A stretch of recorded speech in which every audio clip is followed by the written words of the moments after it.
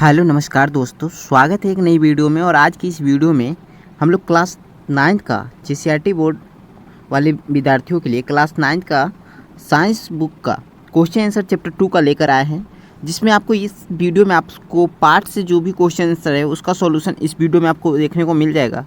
और साथ में इसके बाद जो चैप्टर 2 का पार्ट 2 वीडियो बनेगा उसमें आपको वो सारे क्वेश्चन आंसर देखने को मिल जाएंगे जो अभ्यास के प्रश्न उत्तर होंगे। ठीक है, तो दोनों वीडियो को आप पूरी तरह से देखिएगा, साथ में अपने दोस्तों को भी शेयर कर दीजिएगा ताकि वो भी अपना नोट्स को कंप्लीट कर सके क्लास 9 के लिए। ठीक है, देखिए आपको जब ऑब्जेक्टिव परीक्षा में पूछा जाएगा तो उसके लिए आपको सब्जेक्टिव पढ़ना बहुत ही ज़्यादा ज़रूरी है, क्योंकि अगर सब्जेक्टिव आप पढ़ लेते हो तो फिर ऑब्जेक्टिव को आप आसानी से हैंडल कर सकते हो। ठीक है, यहाँ देखिए पहला क्वेश्चन है कि पदार्थ से आप क्या समझते हैं। ठीक है, पदार्थ से आप क्या समझते हैं, ये आपका पृष्ठ संख्या, आपका पाठ्य पुस्तक का पृष्ठ संख्या 16 मतलब 16 नंबर पेज का प्रश्न उत्तर है कि पदार्थ से आप क्या समझते हैं। ठीक है, तो उसका उत्तर क्या हो जाएगा, एक या एक से अधिक शुद्ध तत्व या यौगिक से मिलकर बना मिश्रण पदार्थ कहलाता है। ठीक है, अब वे पदार्थ जो एक ही प्रकार के अणुओं और परमाणुओं से मिलकर बने होते हैं तथा सभी कणों को रासायनिक प्रकृति समान होती है, शुद्ध पदार्थ कहलाती है। ठीक है, ये जो क्वेश्चन है ना, कहीं कहीं ये चीज़ क्वेश्चन इस प्रकार से पूछा गया है कि शुद्ध पदार्थ से आप क्या समझते हैं। ठीक है, और तो उसके लिए आपको आंसर देना है, लेकिन ये कहीं कहीं ऐसा लिखा गया है कि पदार्थ से आप क्या समझते हैं। तो आप इस आंसर को आपको याद रखना है कि एक या एक से अधिक शुद्ध तत्व या यौगिक से मिलकर बना मिश्रण को पदार्थ कहते हैं। ठीक है, और वहीं पर वे पदार्थ जो एक ही प्रकार के अणुओं और परमाणुओं से मिलकर बने होते हैं तथा सभी कणों को रासायनिक प्रकृति समान होती है, उसको हम लोग शुद्ध पदार्थ कहते हैं। ठीक है, इस आंसर को फटाफट नोट कर लीजिए। अगर यहाँ से आप नोट नहीं करना चाहते तो वीडियो को स्टॉप करके नहीं नोट करना चाहते तो आप वेबसाइट से जाकर वहाँ से नोट कर लीजिए, उसका लिंक आपको डिस्क्रिप्शन बॉक्स में मिल जाएगा। ठीक है, यहाँ देखिए दूसरा क्वेश्चन है कि समांगी और विषमांगी मिश्रण में अंतर बताएं। तो समांगी और विषमांगी मिश्रण क्या होता है, उसके बीच का अंतर हम लोग देखेंगे। ठीक है, तो जैसे समांगी मिश्र में क्या होता है कि इसका एक समान संगठन होता है, वहीं पर विषमांगी मिश्र में इसका एक समान संगठन नहीं होता है।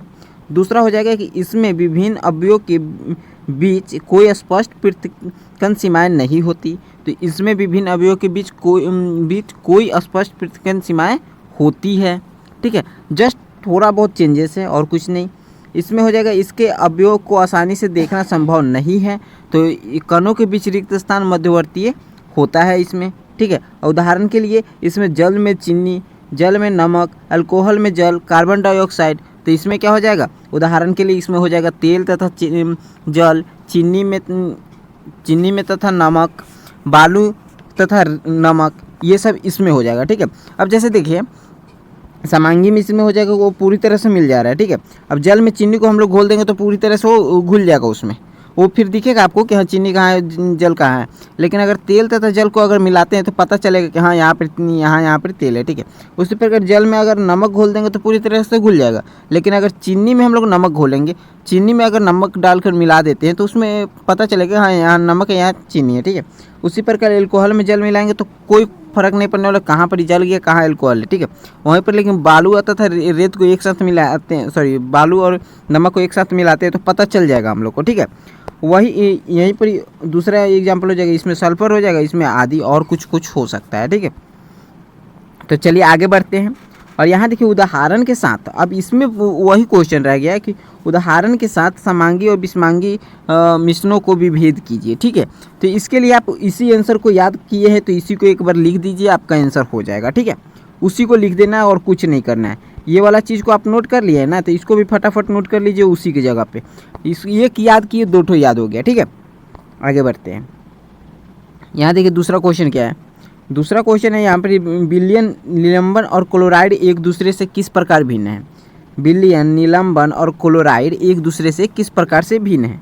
तो देखिए विलयन जो है, विलयन में क्या होता है, विलयन एक समांगी मिश्रण होता है, वहीं पर निलंबन एक विषमांगी मिश्रण होता है, और जो क्लोराइड होता है समांगी दिखता है लेकिन परंतु होता क्या है वास्तव में विषमांगी मिश्रण होता है।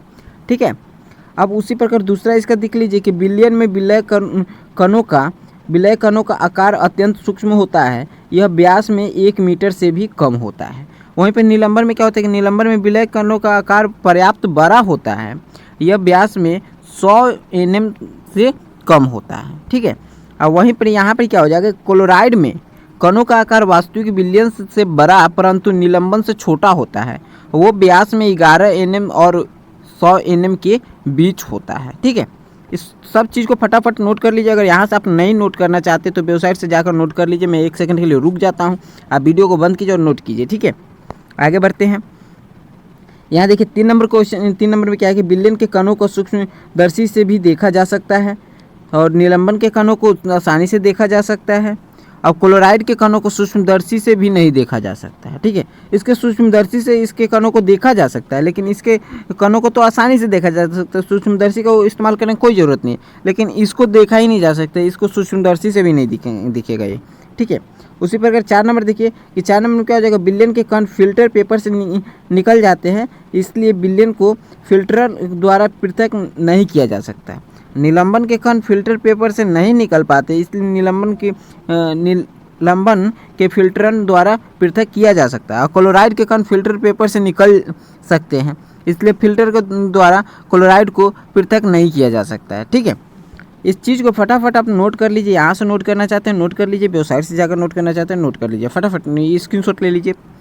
चलिए आगे बढ़ते हैं। यहाँ देखिए 3 नंबर क्वेश्चन है कि एक संतृप्त बिलियन बनाने के लिए 36 ग्राम सोडियम क्लोराइड को 100 ग्राम जल में 273 केल्विन पर घोला जाता है। इस तापमान पर इसकी सांद्रता प्राप्त करें। ठीक है, तो क्या हो जाएगा यहाँ पर देखिए, इसको कैसे सॉल्व करेंगे। यहाँ पर सोडियम क्लोराइड का द्रव्यमान मतलब विलय कितना है, NaCl कितना है, तो 36 ग्राम है। अब जल का द्रव्यमान विलायक मतलब कितना है, 100 ग्राम है। तो हम जानते हैं बिलियन का द्रव्यमान इक्वल टू विलय का द्रव्यमान प्लस विलायक का द्रव्यमान हो जाता है। अब विलय क्या है, विलय है यहाँ पर 36 ग्राम, क्या है, सोडियम क्लोराइड है। तो यहाँ पर बिलियन का द्रव्यमान निकालने के लिए विलय का द्रव्यमान क्या हो जाएगा, 36 ग्राम। और विलायक का द्रव्यमान मतलब जल कितना हो जाएगा, 100 ग्राम हो जाएगा, तो 136 ग्राम हो गया। बिलियन का द्रव्यमान क्या हो गया, 136 ग्राम हो गया। ठीक है, अब देखिए बिलियन की सांद्रता जब हमको पता करना होगा तो क्या करेंगे, विलय पदार्थ का द्रव्यमान बाई विलायक पदार्थ का द्रव्यमान। तो विलय पदार्थ का द्रव्यमान कितना है, 36 ग्राम। विलायक पदार्थ का द्रव्यमान कितना निकाले थे, बिलियन का द्रव्यमान यहाँ पर देख लीजिए, तो यहाँ पर 136 ग्राम हो जाएगा। और इंटू क्या कर देंगे, 100 कर देंगे। ठीक है, ये दोनों को पहले आपस में भाग देंगे। ठीक है, 36 और 36 है ना, और नीचे में 136 है। ठीक है, तो यहाँ देखिए यहाँ 3 के पारस काटते हैं इसको सबसे पहले, या 4 से काटते हैं। ठीक है, 4 से, 4 9 36, और इसको 4 दूनी 12, 4 3 12 और 4 चौका 16, 34 हो जाएगा। ठीक है, तो यहाँ देखिए यहाँ पर 9 हो जाएगा ऊपर में और नीचे में 34 हो जाएगा, 9/34। ठीक है, और इसको क्या कर देंगे, 100 से हम लोग गुना कर देंगे। जब 100 से गुना करेंगे तो क्या हो जाएगा, 900/34 आंसर इसका हो जाएगा। ठीक है, तो बिलियन का द्रव्यमान कितना हो जाएगा, अब इसको जब भाग दीजिएगा 34 से, जब इसको भाग दीजिएगा 34 से 34 से हम लोग इसको जब भाग देंगे कितना को, 900 को, तो ये कितना हमको आ जाएगा, तो ये हमारे को मिलेगा 36.47%। ठीक है, इतना हमको मिल जाएगा। ठीक है, आगे बढ़ते हैं। अतः दिए गए तापमान पर बिलियन की सांद्रता कितना हो जाएगा, 26.47%। ठीक है, आगे बढ़ते हैं।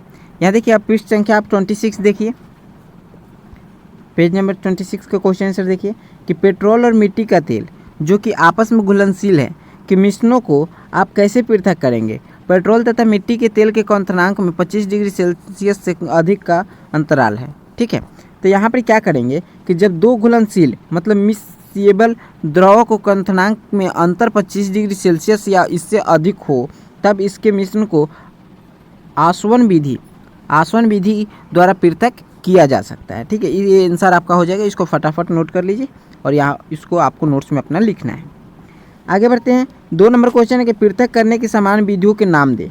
दही से मक्खन, समुद्री जल से नमक, नमक से कपूर, इसको कैसे आप उनको अलग अलग कीजिएगा। ठीक है, तो यहाँ देखिए जब दही से मक्खन करना होगा तो दही से मक्खन पृथक करने की विधि अपकेंद्रीकरण कहलाती है। ठीक है, ये सब ऑब्जेक्टिव में पूछ लेता है कि दही से मक्खन को अलग करने की विधि को क्या कहते हैं। ठीक है, तो उसको क्या कहते हैं, अपकेंद्रीकरण कहते हैं। वहीं पर समुद्री जल से नमक को पृथक करने की विधि क्या कहलाती है, क्रिस्टलीकरण कहलाती है। ठीक है, वहीं पर ही 3 नंबर क्या हो जाएगा, नमक से कपूर को पृथक करने की विधि क्या कहलाती है, ऊर्ध्वपातन कहलाती है। ठीक है, ऊर्ध्वपातन कहलाती है। इसको फटाफट नोट कर लीजिए। आगे बढ़ते हैं यहाँ देखिए 3 नंबर क्वेश्चन है कि क्रिस्टलीकरण विधि से किस प्रकार के मिश्रणों को पृथक किया जा सकता है। तो क्रिस्टलीकरण जो विधि है उससे हम लोग किस प्रकार के मिश्रण को पृथक कर सकते हैं। तो क्रिस्टलीकरण विधि का प्रयोग ठोस पदार्थों को शुद्ध करने में किया जाता है। उदाहरण के लिए समुद्री जल से प्राप्त नमक में बहुत सी अशुद्धियाँ होती है जिन्हें दूर करने के लिए क्रिस्टलीकरण विधि का उपयोग किया जाता है। ठीक है, हम लोग जो समुद्र में से जो नमक पाया जाता है उसको डायरेक्ट हम लोग नहीं खाते हैं, उसमें कुछ अशुद्धियाँ रहती है जिसको दूर किया जाता है पहले। ठीक है, उसी प्रकार आप देखिए पाठ्यपुस्तक पृष्ठ संख्या आप 27 देखिए। अब यहाँ पर क्या है, तो यहाँ पर यह आपका निम्न में से रासायनिक और भौतिक परिवर्तनों में वर्गीकृत किए करे। ठीक है, यहाँ पर कुछ दिया हुआ है, इसको कौन भौतिक परिवर्तन है कौन रासायनिक परिवर्तन बताना है। जैसे पेड़ों को काटना क्या है, भौतिक परिवर्तन है। ठीक है, पेड़ को काटना भौतिक परिवर्तन है। वहीं पर मक्खन का एक बर्तन में पिघलना ये भी भौतिक परिवर्तन है। अलमारी में जंग लगना ये आपका रासायनिक परिवर्तन हो जाएगा। जल का उबल कर वाष्प बनना ये भौतिक परिवर्तन है। जल अगर उबल कर वाष्प बन गया तो वो वापस ये जल बन सकता है। ठीक है, यहाँ पर देखिए विद्युत तरंग का जल में प्रवाहित होना तथा उसका हाइड्रोजन और ऑक्सीजन गैसों में विघटित होना ये क्या हो जाएगा, रासायनिक परिवर्तन हो जाएगा। जल में साधारण नमक का घुलना भौतिक परिवर्तन होता है। ठीक है, फलों में से सलाद बनाना भौतिक परिवर्तन है। ठीक है, आगे बढ़ते हैं। लकड़ी और कागज़ का जलना क्या कहलाता है, रासायनिक परिवर्तन कहलाता है। ठीक है, आगे बढ़ते हैं। यहाँ देखिए 2 नंबर क्वेश्चन है कि अपने आसपास की चीज़ों को शुद्ध पदार्थ या मिश्रण में अलग करने का प्रयत्न करें। ठीक है, तो जैसे शुद्ध पदार्थ तांबा, सोना, नमक, चीनी, अश्वित जल, चांदी, लोहा, हीरा, अल्कोहल आदि है। ठीक है, वहीं पर मिश्र पदार्थ क्या हो जाएगा, नल का जल, दूध, वायु, स्टील, नमक का घोल, मिट्टी का तेल, आइसक्रीम, सोने से बने आभूषण, पीतल, कांसा इत्यादि। ठीक है, ये सब क्या हो जाएगा, ये सब मिश्र पदार्थ हो जाएगा। और शुद्ध पदार्थ हो जाएगा जैसे तांबा हो गया, सोना हो गया, नमक हो गया, चीनी हो गया। ठीक है, तो इसको फटाफट नोट कर लीजिए। चलिए आगे बढ़ते हैं।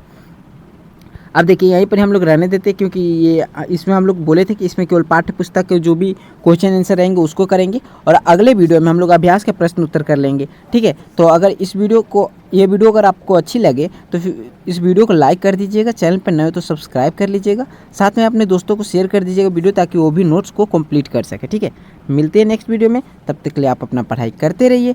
Thank you for watching this video. जय हिंद, जय भारत।